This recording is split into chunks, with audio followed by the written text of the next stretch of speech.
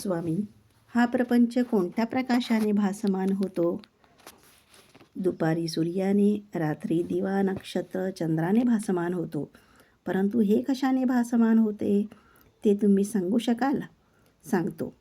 नेत्राने प्रकाशमान होते. डोळे मिटल्यावर बुद्धीने प्रकाशमान होते. बुद्धी कोणत्या वस्तूने प्रकाशमान होते? मला माहीत नाही, तुम्हीच सांगा. ठीक, ऐक. अहंकारयुक्त चिदाभासाने बुद्धी प्रकाशमान होते.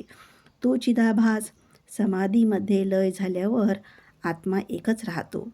जो आत्मा श्वेतर ज्ञप्तिशून्यत्वम स्वयंप्रकाश परमात्मा राहतो तोच तू आहेस. साधन मार्गात राहणाऱ्या रामभट्टाला सिद्धाचा उपदेश म्हणजे कठीण असलेली जमीन थरथरल्यासारखी झाली. ओह, अप्रूप असणारा उपदेश, अपरंपार अनुभव. माझा संशय दूर करून माझ्या निजस्थितीत ठेवलं. गुरुदेवा, मी आज कृतार्थ झालो, मी आज धन्य झालो, असं डोळे भरलेल्या अश्रूंनी सिद्धांच्या चरणावर नमस्कार केला. दुसऱ्या दिवशी चिदंबर दीक्षित नावाची एक व्यक्ती येऊन बसली. स्वामी, तत्ववसी महावाक्याचा अर्थ काय? सिद्धारूढांची परीक्षा करण्यासाठी आला.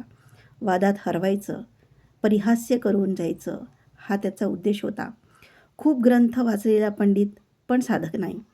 लक्षण पाहूनच मुमुक्षुत्वाचा पत्ता माहीत होणाऱ्या आरूढांच्या नेत्राला त्याच्या अंतरंगाची खोली माहीत झाली होती. त्या महावाक्याचा अर्थ तूच ब्रह्म आहेस असा होतो, असं सांगून डोळे मिटून बसले. दीक्षिताला क्रोध आला. कठोर शब्दात बोलला, नाही नाही, या वाक्याचा अर्थ असा नाही. खरा अर्थ मी सांगतो. कर्म करणाऱ्याचा आत्मा देवलोकात जाऊन तिथे देवत्व प्राप्त करून शुद्ध होतो, त्याप्रमाणे तो स्तुतीपर आहे. नाही नाही, ते कोणत्याही रीतीने स्तुतीपर होणार नाही. महावाक्य ज्ञानकांडपर आहे. कारण कुठल्याही वस्तूला द्रव्य, गुण, कर्म, जाती, धर्म, वर्ण, आश्रम इत्यादी राहतात, ते स्तुत्य होतं. परंतु जे निरालंब, निर्विशेष, परिपूर्ण असा असणारा आत्मा असतो, अशाला हे ज्ञानपर राहून मुमुक्षुतला उपदेशपर आहे. सिद्धारूढांच्या क्रमवत प्रवचनाने त्याला समाधान झालं. रोज मुमुक्षी येत होते. सिद्धांचे अमृत वाक्य हृदयात ठेवून जात होते. ब्रह्मात्मैक्य वस्तू कोणत्या लक्षणांनी लक्षित होते? आनंद हा गुण आहे का? असे अनेक प्रश्न विचारून प्रश्नाचे उत्तर मिळविले. एक दिवस एक स्त्री देवळात आली. घंटा वाजवत होते. तिचे हात घंटा वाजवत होते तरी डोळे सिद्धारूढाला पाहत होते. निर्विकार होऊन बसलेल्या त्या साधूला पाहून तिला समाधान मिळेल असं वाटलं. देवाचं दर्शन घेऊन मुख्य मंडपात येऊन बसलेल्या सिद्धारूढांजवळ येऊन नमस्कार करून दीनभावनेने, आप्पा, मी दीन अज्ञानी आहे, काय केल्याने मला धन्यता मिळणार, असं म्हणाली. प्रामाणिक असणाऱ्या तिच्या प्रश्नाने सिद्धांना संतोष वाटला. करुणापूर्ण कंठाने, आई, सकाळी लवकर उठ, रोजच्याप्रमाणे स्नान करून, विभूती लावून, रुद्राक्ष धारण करून, अंगन्यास करन्यास आदी करून, स्वस्थ चित्ताने मानसपूजा करून पंचाक्षरी जप कर. नित्यनियमाने असे केले तर निश्चयाने तू धन्य होशील, असा उपदेश केला. सुलभ मार्ग दाखवला म्हणून तिला खूप संतोष झाला आणि पुन्हा पुन्हा वंदन करून घरी गेली. स्त्री पुरुष, साधू सत्पुरुष, साधक मुमुक्षू सिद्धांच्या दर्शन स्पर्शन संभाषणाने पाहिजे असलेलं मिळून समाधान प्राप्त करत होते. सिद्ध तिथून उठून जायला निघाले. गावातल्या सर्व लोकांनी संभ्रमाने त्यांना निरोप देण्याचा समारंभ केला. त्या गावात खूप लोक मुमुक्षूचा मार्ग चांगल्या प्रकारे समजून घेऊन त्यांची इच्छा त्यांनी पूर्ण केली. सिद्धारूढ आल्यामुळे ते कार्य पूर्ण झालं होतं.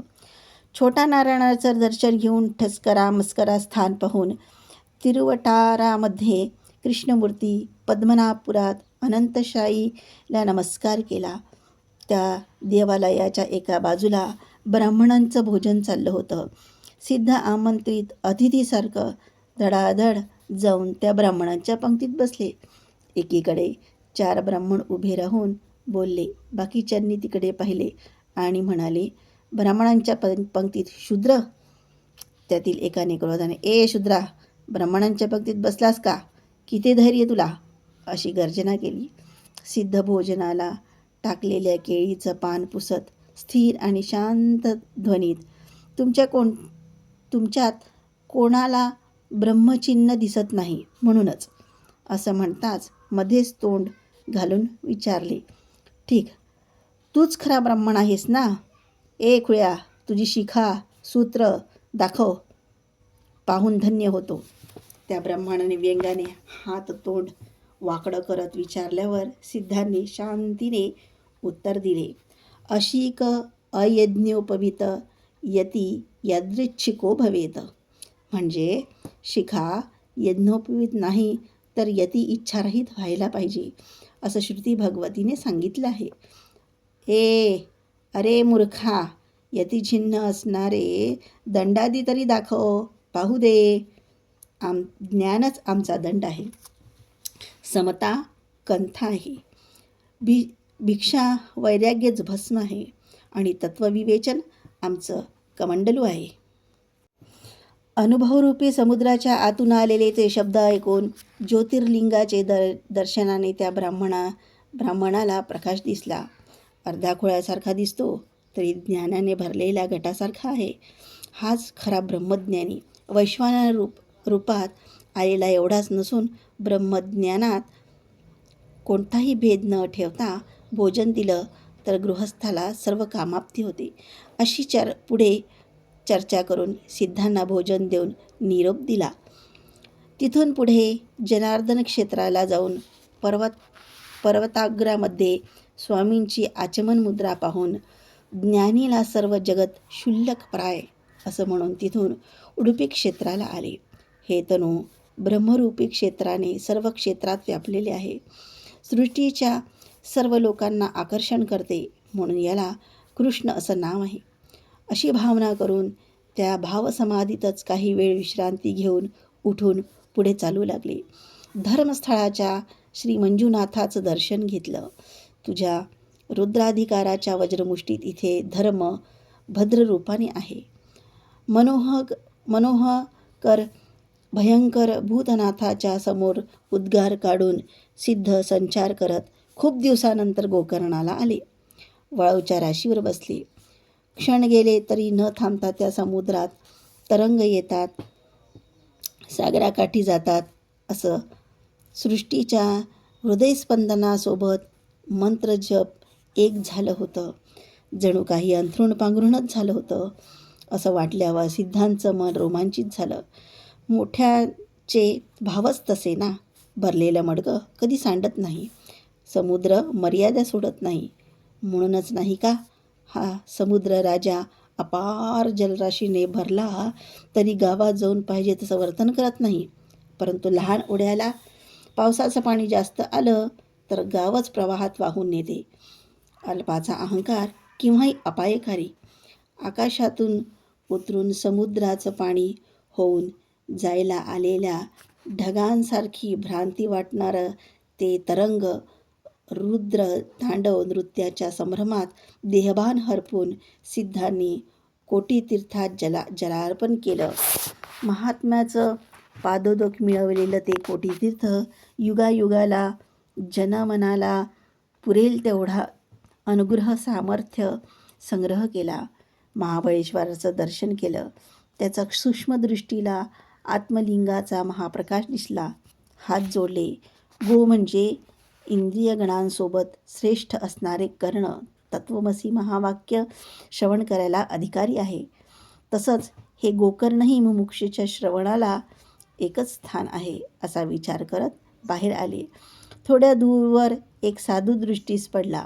केवल कौपिनधारी, डोक्यावर मोठमोठ्या जटा वाढून जमिनीला स्पर्श करतात की काय असं वाटत होतं. दृष्टीला दृष्टी मिळाली. खूप दिवसानंतर भेट झाली की आधीचाच परिचय आहे असं वाटून स्नेहांनी पाहणाऱ्या मित्रासारखे एकाचा एक हात एकाने धरला. गेल्या जन्माच्या परिचयाच्या स्मरणांनी गालावर हसू येऊन मुखावर दिसत होतं.